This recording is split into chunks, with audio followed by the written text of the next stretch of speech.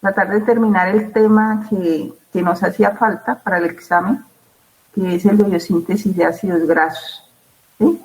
Si ustedes recuerdan, la beta-oxidación era romper unidades de 2 carbonos, romper los ácidos grasos en unidades de 2 carbonos, pues la biosíntesis es unir unidades de 2 carbonos para hacer el ácido graso, o sea que es en cierta forma inversa a la beta-oxidación.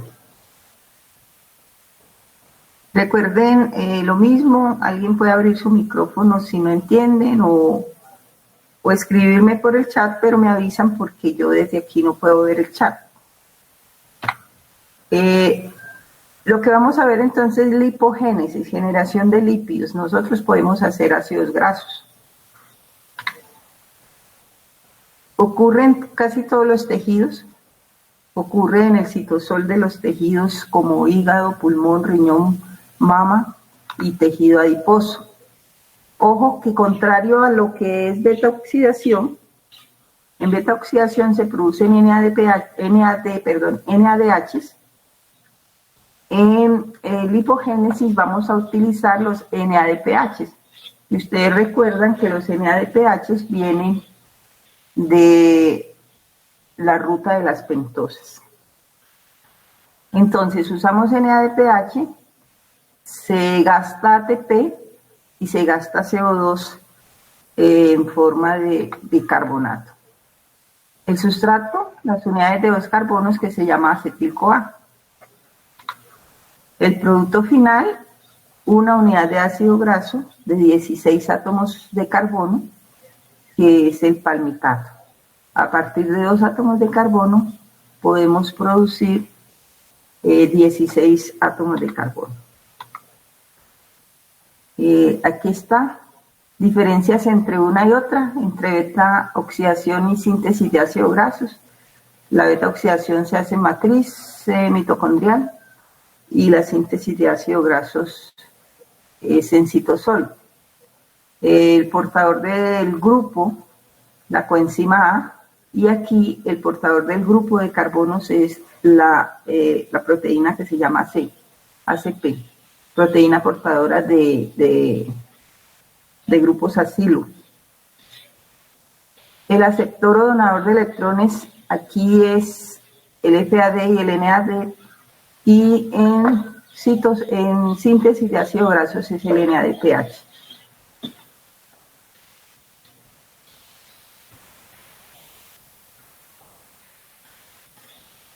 Bueno, y los grupos que se producen aquí, por ejemplo, es el acetil-CoA, está un poquito abajo, y aquí es subámoslo un poquito, es el malonil-CoA.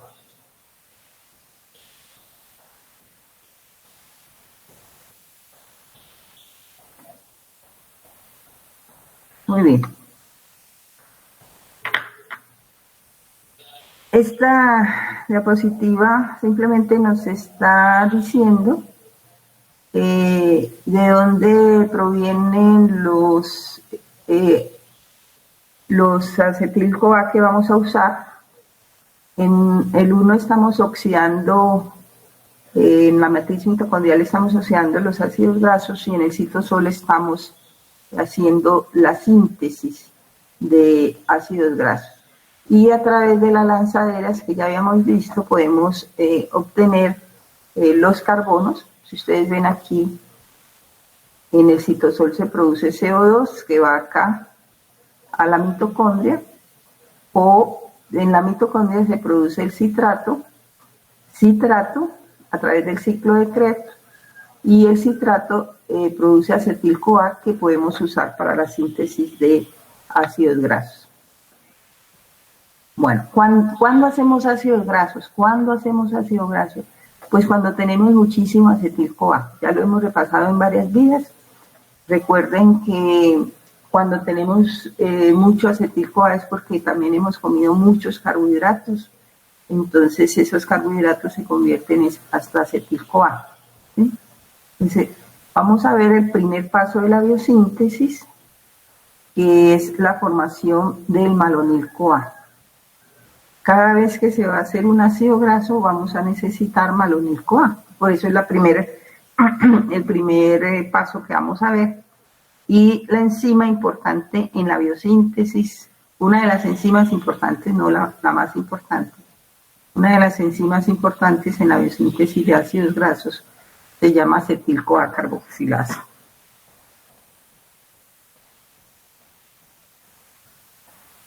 Muy bien.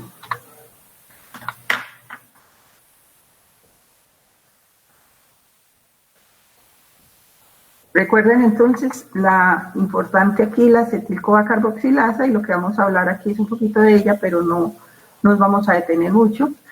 Se inactiva cuando se fosforila, y los inhibidores, o sea, ¿quiénes son importantes para impedir la lipogénesis? El glucagón. Recuerden que siempre el glucagón es contrario a la insulina, entonces no va a haber síntesis de lípido cuando estemos, por ejemplo, en ayuno. ¿Sí? Al contrario, va a haber degradación de lípidos. Pero si estamos en abundancia, entonces vamos a hacer ácidos grasos. El glucagón, los acetiles de CoA de cadena larga, estoy diciendo que en esta reacción que vamos a ver, vamos a producir un ácido graso, pero voy para dónde, un ácido graso de 16 átomos de carbono.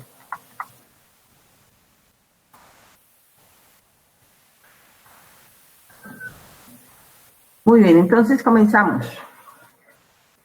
Unidad de 2 átomos de carbono se llama acetil, ¿sí? Es activado y se pega a la proteína transportadora de acilos y nos da acetil-ACP. No acetil-CoA, sino acetil-ACP. La diferencia entre beta-oxidación y síntesis de ácidos grasos es esta proteína. Para la beta-oxidación necesitamos CoA, para la biosíntesis necesitamos ACP, ¿sí? Acetil-ACP. Después el acetil-CoA se le une un átomo de carbono y producimos malonil-CoA. Tengan en cuenta esta todavía, la acetil-ACP, y ahora tenemos malonil-CoA, ¿sí? Y aquí nos estamos gastando un ATP. Acetil más CO2 produce malonil. Y también es activado. Entonces ya no se llama malonil-CoA, sino que se monta en este transportador y ahora se llama malonil-ACP. Y empezamos. ¿Sí? Teníamos el acetil-ACP,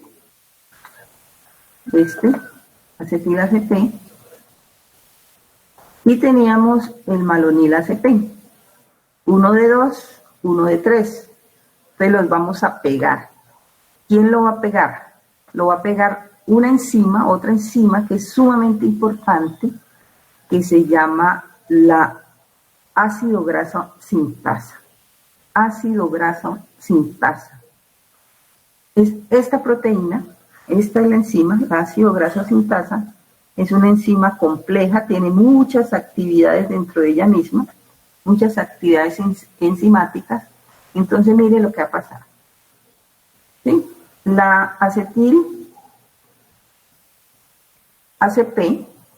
está unida a la enzima ácido graso sintasa, la de 2 carbonos, y llega la de 3 carbonos. Entonces 3 y 2 dan 5. Pero dijimos que se unían era de 2 en 2. Entonces 3 y 2, 5, y hay una pérdida de carbono. Entonces ahora ya tengo 1, 2, 3, 4. Siguiente paso es reacomodar, ¿cierto? Reacomodar el compuesto que se formó, usar los NADPH, ¿sí? Agua y otra vez NADPH. Si ustedes recuerdan, la beta-oxidación era oxidación, hidratación, oxidación y rompimiento. En este caso se une, ¿cierto? Unión, reducción, deshidratación, reducción. Suceden los mismos 4 pasos, pero el inverso. Entonces vuelvo y repito. Unión, ¿sí? Aquí se une. Hay una reducción, hay una deshidratación, se forma este doble enlace, y hay otra reducción y ya tenemos el ácido graso de 4 átomos de carbono. Seguimos y volvemos a empezar. El de 4 átomos de carbono recibe otro de 3, pierde un CO2, hay una reducción, deshidratación, reducción y tenemos uno de 6 y así sucesivamente hasta completar 16. ¿Qué enzima es la que es importante allí? La ácido grasa sintasa. Y se las presento. La ácido grasa sintasa tiene todas estas enzimas.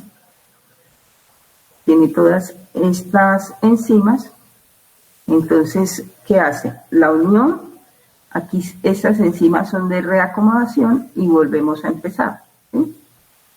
Y volvemos a empezar. Entonces, se une, se reduce, se deshidrata, se reduce y volvemos a empezar.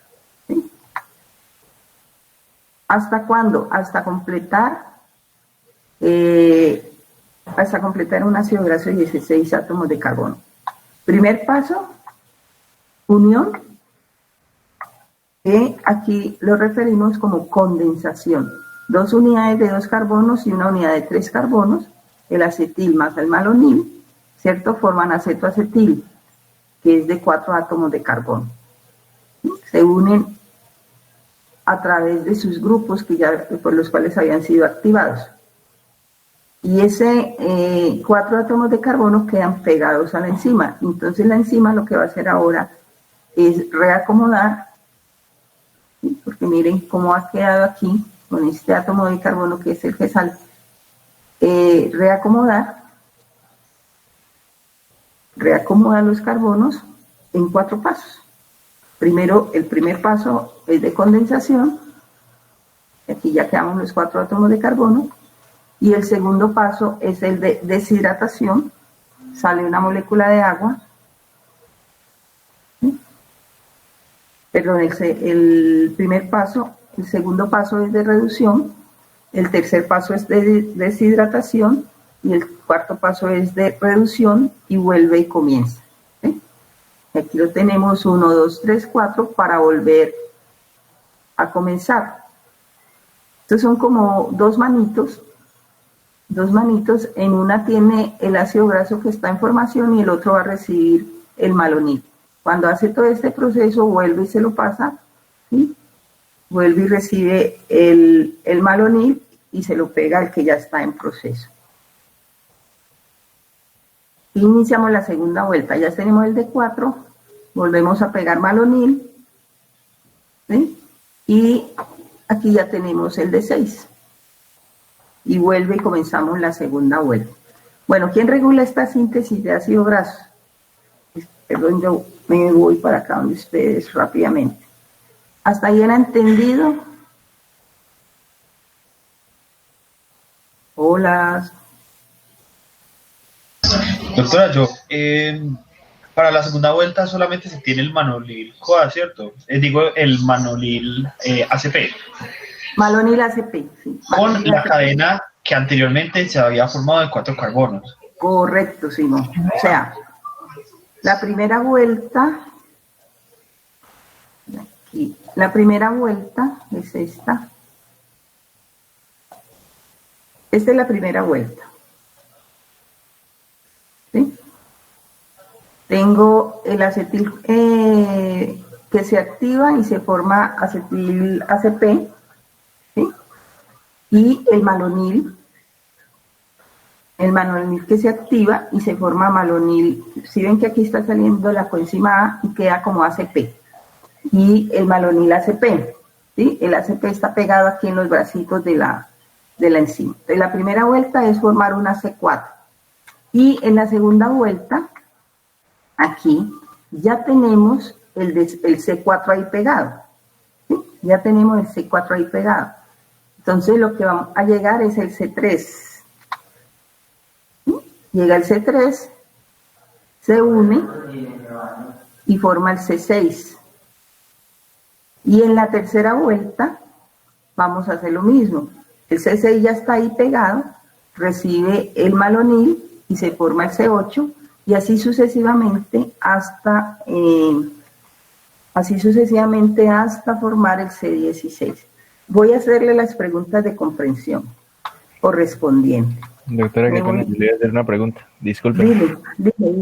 Es que resulta que pues yo vi que, así como en la betoxidación, precisamente pues el acetil-CoA, como usted entiende, no puede salir del citoplasma así como de alegría y ya, sino que necesita, pues sí, o sea, pasar mediante un transportador, como usted nos mencionó, pues en este caso era como tal, perdóneme que no recuerdo bien, la carnitina, en este caso pues en forma de citrato. Se junta la acetil-CoA con oxalacetato, ¿sí? Y entra y sale en forma de citrato, ¿no? Sí. Después, ¿qué pasa? Ese citrato pues ya entró, listo, pues pasa todo lo que ya acabamos de ver, ¿sí? Pero resulta que pues ese oxalacetato, obviamente se despega del acetil-CoA para que pues él quede en forma de acetil-CoA.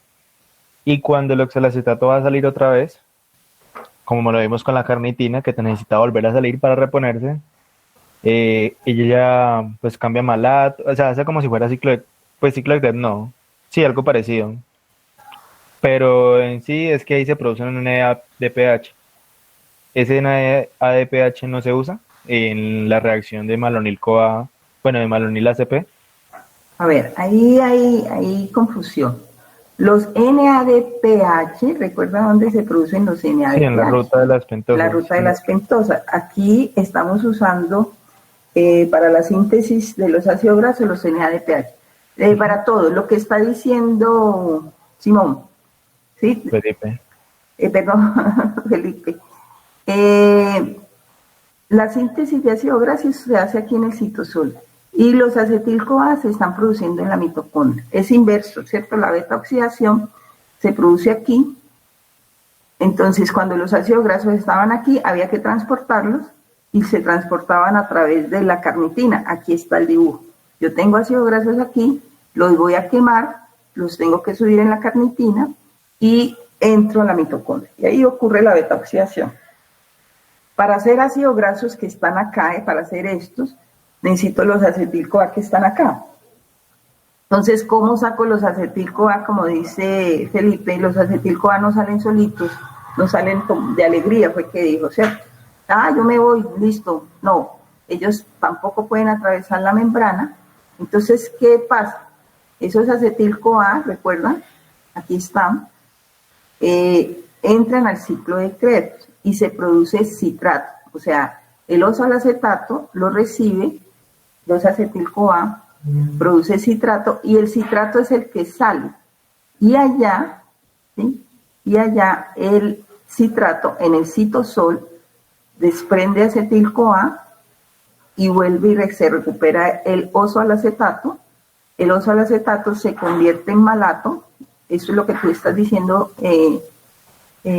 Más abajito, el malato pasa a piruvato. Sí, no, espérate un minutico.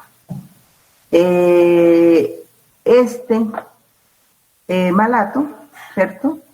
Se devuelve, ojo con esto, ¿por qué nos podemos usar este NADPH? Porque nosotros no vamos a hacer glucosa. Nosotros lo que vamos a hacer es ácidos grasos. ¿Sí? ¿Y por qué no vamos a hacer glucosa, Felipe? Porque estamos almacenando, no necesitamos hacer glucosa. Entonces, malato a piruvato sí se producen los NADPH, pero es que el malato tiene que regresar por más acetil. ¿Sí? Entonces, el ciclo que se está cumpliendo es este, y no este, perdón. El ciclo que se está cumpliendo es oxaloacetato, malato regresa a mitocondria, vuelve a hacer citrato, saca más acetil y estamos dando esta lanzadera. ¿De acuerdo? Porque fíjate que Y el malato sigue a piruvato, que es la vía que tú estás viendo aquí, que dices que se produce en ADPH. Pues no tenemos cómo volver a sacar, acetil-CoA rápidamente. Mira toda la vuelta que tendría que dar. Se va a piruvato, se descarboxila, hay más gastos de energía, entonces simplemente lo que tenemos que hacer es mantener este ciclo corto. ¿Ahora sí? Sí, doctora, tenía una confusión. Pensé que tenía que llegar a piruvato para poder hacer el ciclo, pero pues ya veo que no, con ese esquema. No, porque si necesitáramos esto, listo, bueno, entonces se va a piruvato y hace toda esta vuelta. Sí, pero claro. recuerda que tenemos la ruta de las ventosas, que es mucho más eficiente. Ok, doctora, muchas gracias. Ok, bueno. Entonces, sigamos en este punto de la primera vuelta, la segunda vuelta, y vamos a hablar del ácido graso sintasa. Entonces, ese ácido graso sintasa, como la ven en el dibujito, es una enzima muy compleja. Es una enzima compleja que tiene todas las enzimas ahí, 6 actividades enzimáticas que usa para reacomodar el grupo que está recibiendo y producir, ir elongando la cadena, aumentando la cadena. Entonces, el ácido graso sintasa, aquí está todo el resumen. Entonces, aquí unidad de 3, unidad de 2, unidad de 4, le llega una unidad de 3, unidad de 6, le llega otra unidad de 3, unidad de 8, le llega otra unidad de 3, unidad de 10, y así sucesivamente hasta completar la 16. Y después simplemente la enzima lisa, ¿sí? Rompe esa cadena y la libera. Y esa cadena se queda en el citosol, no, esa cadena se va a hacer triacilglicéridos. Esto lo vimos cuando estábamos viendo lipoproteínas, entonces lo dejamos hasta allí y nos vamos a terminar la parte de las lipoproteínas para terminar ese grupo de clase. ¿Sí? Esto también ya lo vimos, los ácidos grasos que son sintetizados forman triacilglicéridos y los triacilglicéridos se almacenan para cuando haya necesidad de energía. Entonces aquí viene lo de las lipoproteínas, que ya vimos en la clase pasada, cuál es la estructura de las lipoproteínas. Tienen un centro donde están los lípidos que son hidrofóbicos, como el colesterol y los triglicéridos. Tienen una corona de fosfolípidos. Los fosfolípidos tienen una parte polar, entonces miran hacia afuera, hacia el medio extracelular, hacia el medio líquido, en caso de sangre, y tienen además unas proteínas que les permiten unirse, ¿cierto? Que les permiten unirse a los receptores o que tienen actividad enzimática para que esas lipoproteínas sean gastadas. Entonces, por ejemplo, este es el tejido adiposo, ¿sí? Y en el tejido adiposo están los triglicéridos, hay unos receptores, los triglicéridos son liberados, el glicerol puede utilizarse para hacer glucosa, ya lo vimos, se fosforila y forma dihidroxicetona o gliceraldehído 3-fosfato, y los ácidos grasos libres viajan en esas lipoproteínas o unidos a albúmina y se van a los otros tejidos donde se necesita. Entonces nos devolvemos aquí, la diapositiva que seguía era hidratarse, comer, no, nos vamos a la diapositiva de las lipoproteínas para que terminemos la clase, ¿sí? Entonces aquí habíamos dejado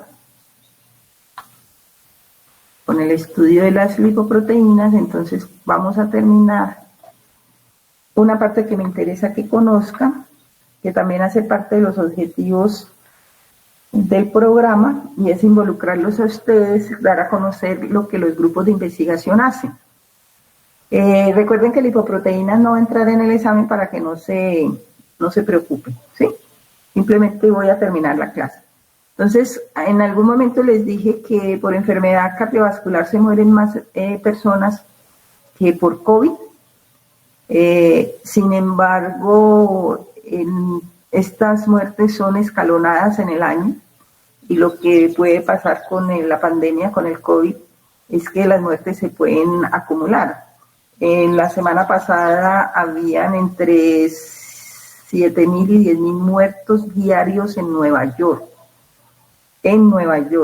por COVID, que eso era lo que se quería evitar en este país, que fueran tantos los muertos que el sistema de salud no respondiera. Pero hay otras enfermedades que matan más personas que el COVID, pero como lo hacen escalonados en el año, no saturan el sistema de salud, el mal sistema de salud que tenemos. Bien, las enfermedades cardiovasculares, la primera causa de muerte en el país y en muchos países del mundo, se debe pues entonces, como son enfermedades crónicas, se debe ampliar la investigación sobre esas enfermedades crónicas para tratar de reducirla. Y parte de tratar de reducirla es tener unos hábitos de vida saludables.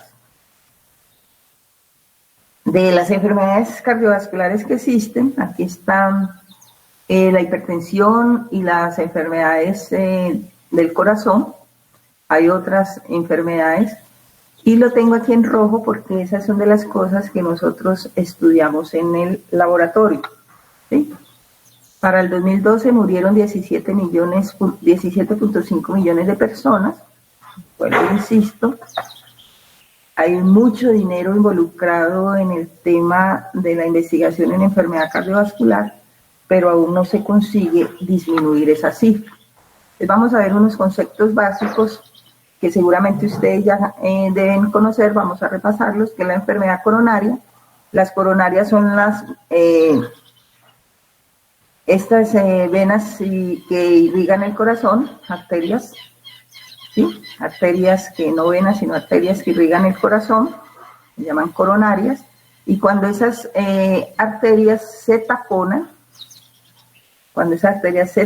¿y por qué se taponan? Por colesterol. Como estamos viendo biosíntesis de colesterol, pues entonces teníamos que hablar de enfermedad coronaria.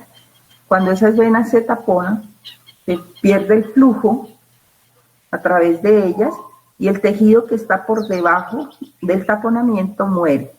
Si el taponamiento es muy alto, entonces más tejido muere, ¿cierto? Y de ahí la gravedad de la enfermedad. Esto mismo que ocurre en las coronarias puede ocurrir en el cerebro, pero aquí ya entonces no se llama enfermedad del corazón, sino del cerebro, accidente cerebrovascular. Y lo mismo, el cerebro está bien irrigado, pero se produce un taponamiento en esta arteria, y esta parte del cerebro muere. Entre más alto el taponamiento, pues más tejido cerebral muere, y ahí también la gravedad depende de eso. ¿Qué factores tenemos que controlar? ¿Sí? ¿Qué factores tenemos que controlar? Siempre me pasa lo mismo. Entonces, hay cosas que dependen de nosotros y hay cosas que no dependen de nosotros, ¿sí? Por ejemplo, son factores de riesgo cardiovascular, el colesterol alto, la presión alta, la diabetes, el sedentarismo, fumar, obesidad abdominal. Hay cosas que nosotros podemos controlar, ¿sí? Podemos ser más activos, dejar de fumar, al ser más activos, hacer ejercicio, disminuir la obesidad abdominal, ¿cierto? Disminuyendo la obesidad abdominal, que es la más peligrosa de todas las obesidades. También podemos controlar el colesterol. Una dieta saludable ayuda a controlar esos factores de riesgo. Un factor de riesgo es una condición o característica que está presente en forma temprana en la vida. Todos tenemos unos factores de riesgo. Lo que tenemos que hacer es aprender a controlarlos. Hay factores de riesgo independientes, hay factores de riesgo que predisponen y hay factores de riesgo que condicionan, ¿sí? Independiente quiere decir que si el factor no necesita de otras cosas para producir la enfermedad cardiovascular. Por ejemplo, la diabetes es un factor independiente. Seguramente que si tú tienes diabetes vas a tener un alto riesgo de sufrir una enfermedad cardiovascular, porque la diabetes es una enfermedad metabólica, ¿sí? Que afecta a todos, afecta a glucosa y por lo tanto afecta a lípidos. Ya hemos visto cómo se relacionan unos con otros en la diabetes. No hay una relación directa entre enfermedad cardiovascular y obesidad, por eso se llama predisponente. Si estoy obeso, seguramente estoy predispuesto a tener una enfermedad cardiovascular. Y condicionales, tampoco quiere decir que si tengo triglicéridos voy a tener una enfermedad cardiovascular, pero me condiciona que posiblemente tenga esa enfermedad. Muy bien. ¿Qué es lo que no puedo modificar? Hay unos que son modificables y hay otros, perdón, no modificables y hay otros que son modificables. Yo no puedo modificar la edad, yo no puedo modificar mis genes, pero hay cosas que sí puedo modificar. Esos factores de riesgo no modificables, los genes y la edad, y factores de riesgo modificables, sedentarismo, por ejemplo. ¿Sí? El género es una cosa que yo no puedo modificar, ni la edad, ni género ni edad, ni, por supuesto, mi herencia familiar. Pero hay cosas que sí puedo modificar, como el colesterol, el tabaquismo, controlar mi diabetes, controlar mi cintura, índice de cintura, controlar el estrés, hacer ejercicio, etcétera, etcétera. Eso lo puedo hacer. Vamos a hacer otras definiciones. ¿Qué es aterosclerosis? ¿Qué es aterosclerosis? ¿Y qué es arteriosclerosis?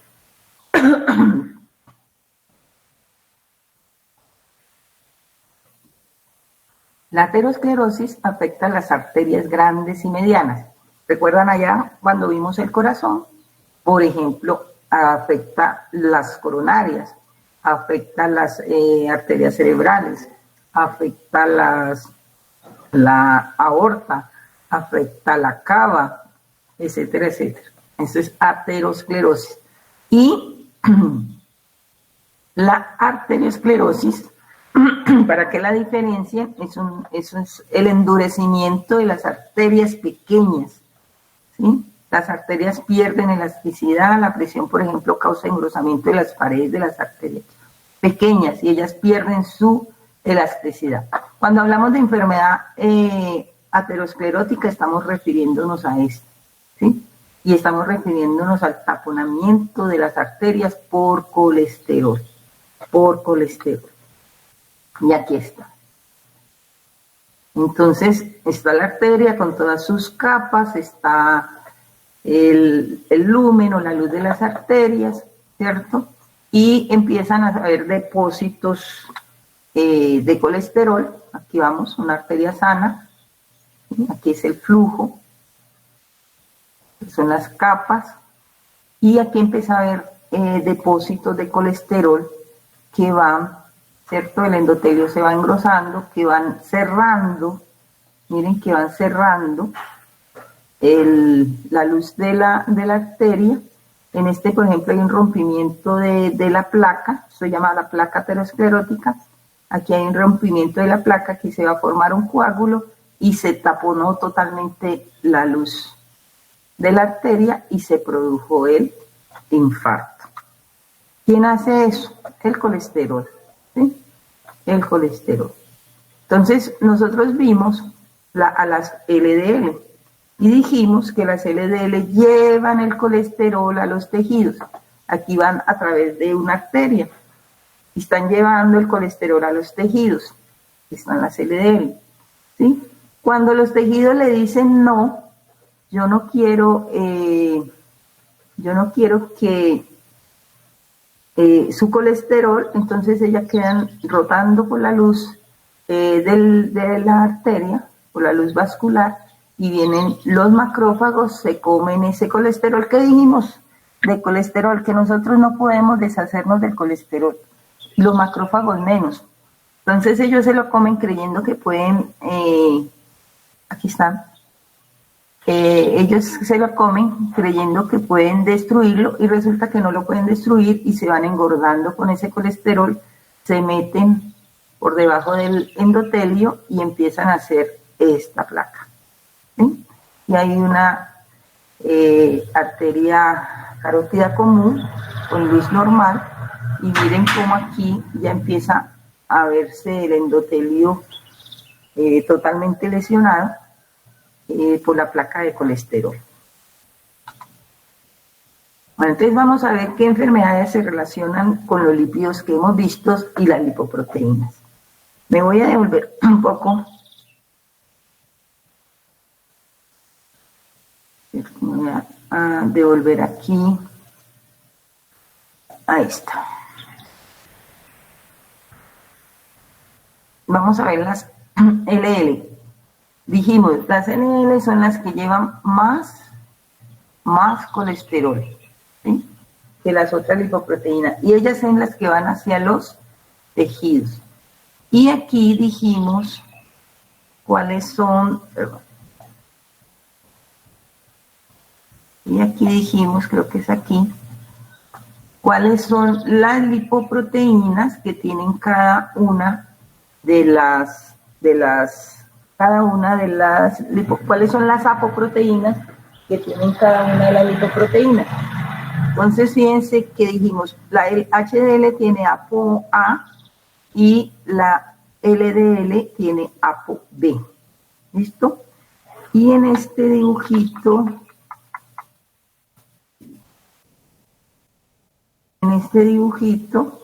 les muestro un tejido, la lipoproteína, los receptores, como los receptores a través de la partícula que está aquí en rojo, aquí está la partícula en rojo, ¿cierto? Esa es la ApoB, si esta es la LDL, ¿sí? Esta es la LDL, esta es la ApoB, y estos son los receptores de la LDL. Entonces, a través de esa ApoB, el receptor la reconoce y la entra a los tejidos, recicla el receptor, pero deja dentro el colesterol. ¿Listo? Entonces, con base en esta diapositiva, miremos qué enfermedades se pueden producir. Uno, ¿qué pasa si no hay el receptor? ¿Qué pasa si no existe el receptor? ¿Qué pasa si no se sintetiza el receptor? ¿Y pues la sangre? Sí. O sea, si no hay receptor, las LDL se quedan aquí, ¿sí? Y cuando las LDL se quedan en la sangre, entonces se aumenta el colesterol en sangre y se llama hipercolesterolemia. La deficiencia de receptor se llama hipercolesterolemia familiar. Se manejan altos niveles de colesterol LDL. ¿Qué pasa si el receptor existe, pero no existe la ApoB?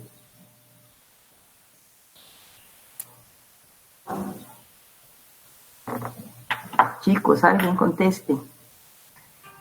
¿No sería lo mismo? Lo mismo, ¿sí? Lo mismo. O sea, la deficiencia del receptor o la deficiencia de la ApoB van a producir hipercolesterolemia familiar. Es la enfermedad que les voy a mostrar aquí. ¿Sí?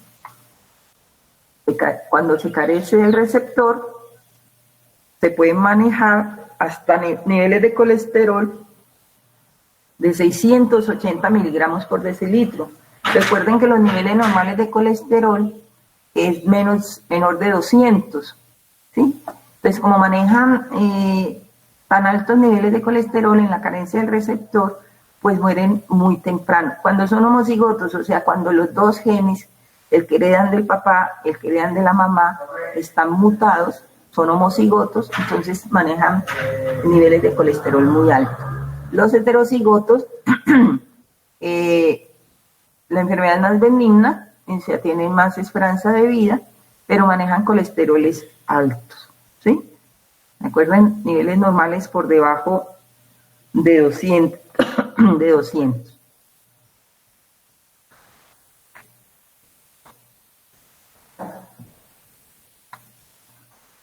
Pero la deficiencia de la ApoB también puede producir lo mismo, ¿sí? Puede producir lo mismo. En lugar de el receptor, lo que está faltando es la apoproteína B. Y esas son algunas de las manifestaciones. La deficiencia del receptor o la deficiencia de la ApoB producen la hipercolesterolemia familiar, que obviamente las LDL no se van a unir a su receptor. Entonces hay estos depósitos, estos son depósitos de grasa. Muchos hemos visto personas con estos depósitos de grasa en los ojos, por ejemplo, a nivel del párpado, la parte superior hacia la esquina del ojo, o estos depósitos de grasa, ¿sí? Si uno ve una persona con estos depósitos de grasa, que se llaman centelasmas, póngale la firma que tiene colesterol alto, ¿sí? O está en tratamiento, porque el tratamiento, una vez se inicia el tratamiento no disminuye esto, ¿sí? No lo disminuye, esto lo disminuye la cirugía estética. Miren, aquí todo esto son depósitos de colesterol. Entonces, una de las manifestaciones clínicas, uno de los signos mejor, ¿cierto?, es encontrar en los pacientes estos depósitos de colesterol. Vamos a otra enfermedad de los lípidos, que es la hipertrigliceridemia. O sea, en este caso, los que están aumentados son las VLDL. Aquí están aumentadas las LDL, ¿sí?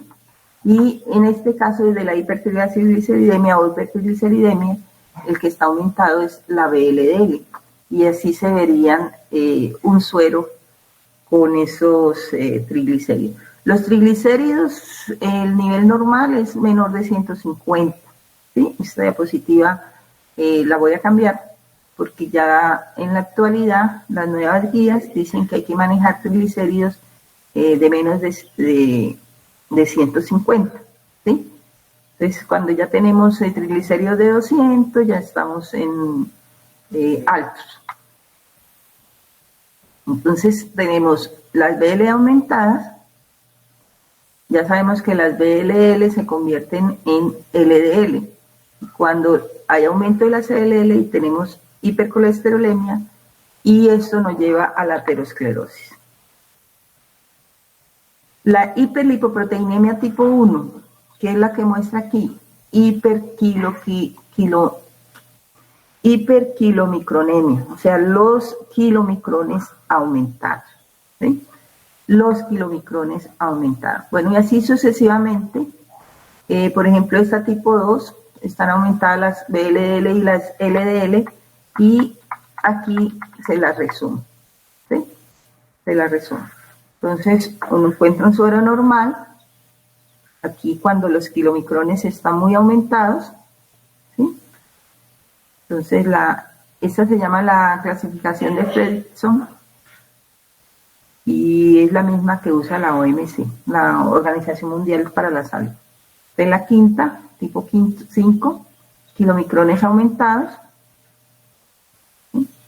Las BLL, cuando tengo aumentadas,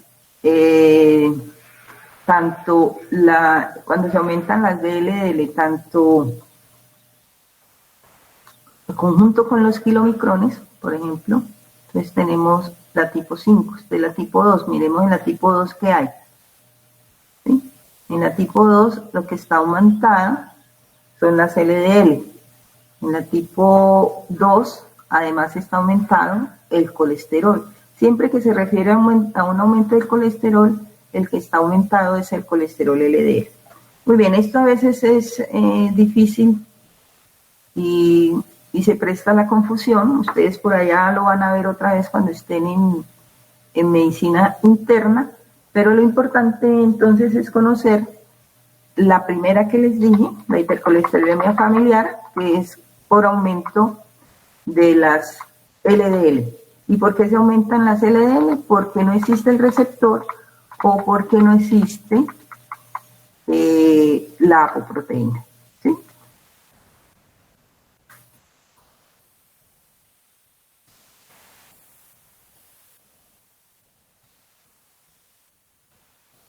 ¿Qué pasa cuando tenemos esas dislipidemias? ¿Sí? Cuando tenemos esas dislipidemias, ¿cuál es el riesgo? Si yo tengo una hipercolesterolemia, por ejemplo, el riesgo es alto para una enfermedad cardiovascular. Y cuando tengo una hipertrigliceridemia, ¿cierto? El riesgo es alto para una pancreatitis. La diapositiva lo que quiere recalcar aquí es que cuando hablamos de colesterol, ¿sí? Colesterol, estamos frente al riesgo de una enfermedad cardiovascular, pero cuando hablamos de triglicéridos, estamos frente al riesgo de un riesgo alto, ¿sí? Estamos frente al riesgo alto de una pancreatitis. Bueno, ahí se las dejo, la misma que habíamos visto antes. ¿Cuáles son las enzimas entonces para terminar aquí? ¿Cuáles son las enzimas para terminar esa parte de la lipoproteína? ¿Cuáles son las enzimas que debimos aprender? Las lipasas. La lipasa, la que actúa sobre la lipoproteína, o la lipasa que está en el hígado, la que transfiere colesterol de una lipoproteína a otra, la hidroximetilbutanil-CoA reductasa en la síntesis de colesterol. Esta la dejamos con menos importancia, la aciltransferasa y la proteína transportadora de colesterol. Me importa que entiendan qué hacen las lipasas. Recuerdan, quitan triglicéridos, quitan los ácidos grasos de los triglicéridos, y la hidroximetilbutanil-CoA reductasa que inhibe que esta es importante en la síntesis de colesterol. Y ahora sí, como parte de la formación, tengo que hablarles del grupo de investigaciones. Nosotros tenemos un grupo de investigaciones que hace parte de la facultad, que se llama el Grupo de Investigación en Enfermedades Cardiovasculares y Metabólicas. Su abreviación es GCAVIME, es un grupo A en Colciencias. Colciencias es el Ministerio de Ciencia y Tecnología. Antes se llamaba Colciencia, ahora es un ministerio. Y ellos clasifican cada año los grupos en A1, A, B y C. Nosotros somos uno de los 5 grupos de la facultad que estamos en A. Nos dedicamos a estudiar la bioquímica y genética de las enfermedades cardiovasculares, la hipertensión, la enfermedad coronaria, el infarto. Por ejemplo, tenemos un proyecto terminando con el doctor Gilberto, como trabaja en la UCI del hospital, nos ha ayudado a diseñar un proyecto para trabajar con pacientes infartados, primer infarto coronario, ¿sí? Trabajamos, por supuesto, en los factores de riesgo cardiovascular. Eso es lo que hacemos. Hacemos cultura en salud. Cuando yo les digo, muchachos, salgan a hacer ejercicio, estoy haciendo parte del trabajo del grupo, ¿sí? Servicios de salud a la comunidad. Hacemos diagnósticos, prácticas. Nosotros tenemos una línea. En este momento tenemos unos estudiantes en la línea, ¿sí? Identificamos a través de biología molecular factores de riesgo, etcétera, etcétera. Y estas son algunas de las publicaciones más recientes del año 19. Empezamos a trabajar con productos naturales y cáncer. Entonces, por ejemplo, en esta publicación tenemos una revisión sobre la química del mango y su efecto sobre enfermedades como cáncer. En esta, por ejemplo, es una publicación también del 2019. Hicimos con la doctora Londoño, la doctora Beatriz, el endocrino, el doctor Juan París Sánchez, que es sobre dislipidemias y relación con enfermedad tiroidea en agricultores de la zona cafetera. Por eso le decíamos que nosotros tratamos de impactar la comunidad en la que vivimos. Y tenemos otra con la profesora Nelsi, profesora Guillón, sobre modelos celulares hepáticos para el estudio del metabolismo de los lípidos, ¿sí? Muy relacionado con lo que estamos viendo. Entonces aquí se describen qué modelos se usa para, qué modelos celulares se usan para estudiar los lípidos. Con Eliana y nuevamente con Beatriz y Nelsi, potencial anticáncer de los extractos de mejorana. Aquí tuvimos la colaboración de un profesor hindú. Del año pasado trabajamos con Diana, una profesora de educación física. Trabajamos con los deportistas, con los integrantes de la selección de fútbol y de voleibol, y les dimos pasiflora, o sea, maracuyá, y averiguamos sobre el efecto de estas sobre las transaminasas. Vamos a ver después lo de las transaminasas. Y con Juan Camilo, que es la misma fruta, maracuyá, sobre reducción del estrés oxidativo, ¿sí? Y así sucesivamente pues tenemos varias publicaciones. Esta ya es sobre la otra línea que tenemos, que es la línea de enfermedades metabólicas de origen congénita. Bueno, muchachos, lo de siempre, ahí los dejo. Yo les dije que hoy iba a terminar antes para que se pudieran estudiar. Aquí estoy y pregunto.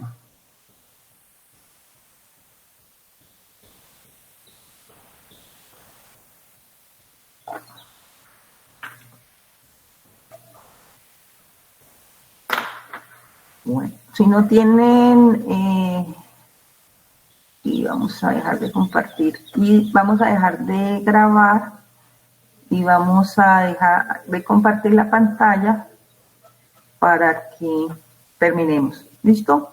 Muchas gracias, chicos.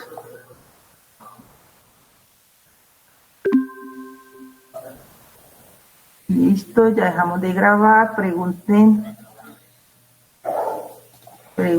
lo que quieran preguntar. Y si no, pues nos vemos. Nos vemos.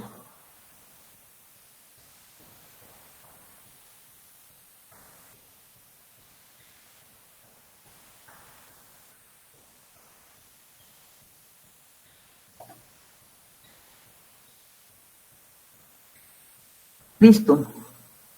Que les vaya bien. Estudien mucho.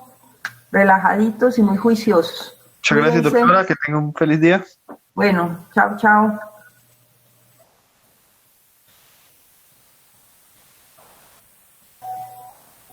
Doctora, disculpe, al fin habrá guías para estos temas. No la alcancé a hacer. Ahorita les voy a mandar solo la de las rutas de las ventosas, que fue la única que alcancé a hacer. ¿Sí? Si de Listo, pronto en el gracias. transcurso del día les termino la que estaba haciendo de lípidos, se las mando, pero por ahora solo me comprometo a las de ruta de las ventosas, que sí la termino. Chao, chao. Caterín, ¿qué quieres confirmar?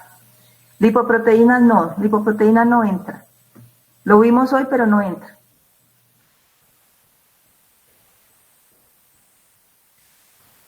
Chao, amiguitos. A desayunar. Doctora, Cuéntame. pues es que igual el parcial quedó para el viernes. Pues no sé si de pronto sabía, No, no me habían dicho, no. porque bueno, pues resultó un inconveniente, entonces quedó para el viernes, entonces si de pronto alcanza a tener alguna guía que nos pueda ayudar, se lo agradezco. Bueno, sí, listo. Sí me da más tiempo, claro. Listo. Bueno, doctora, muchas gracias. Bueno, pues, estén bien.